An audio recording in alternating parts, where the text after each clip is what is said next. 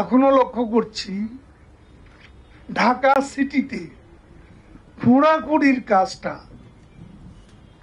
এই যে বৃষ্টি হচ্ছে বা বৃষ্টি আসবে সামনে, এখন কেন খোঁড়াখুড়ি? আমি সিটিকে অনুরোধ করব, সিটি কর্পোরেশনের উত্তর দক্ষিণে এই খোঁড়াখুড়িটা বন্ধ রাখতে হবে। ঈদের সময় স্ট্রিক্টলি এটা রেস্ট্রিক্ট করতে হবে, কারণ এতে শহরে যানজটটা বেড়ে যায়। আর ঢাকা সিটির প্রবেশ পথ বাইরে এগুলো একটু যানজট প্রবণ,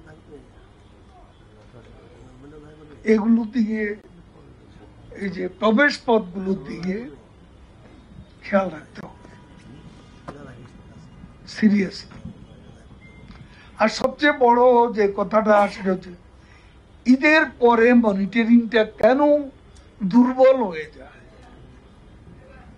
এটা একটা প্রশ্ন চিহ্ন ঝুলেই আছে, সমাধান হচ্ছে না।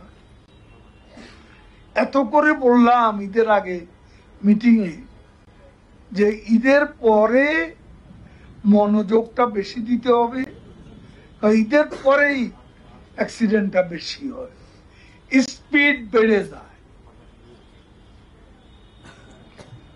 গতি বেড়ে যায়, বেশি ট্রিপ নেওয়ার জন্য অস্থির হয়ে যায় অনেক। এই অস্থিরতাটা দুর্ঘটনা, অনভিপ্রেত দুর্ঘটনা ডেকে আনে, যেটা হয়েছে গত ঈদের পরে।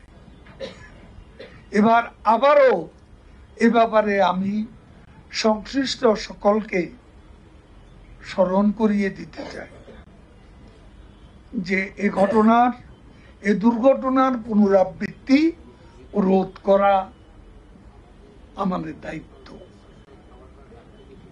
মিটিং করে কোনো লাভ নেই, মিটিং থেকে রেজাল্ট তো পেতে হবে। রেজাল্ট না পেলে এইসব মিটিং করে কি লাভ?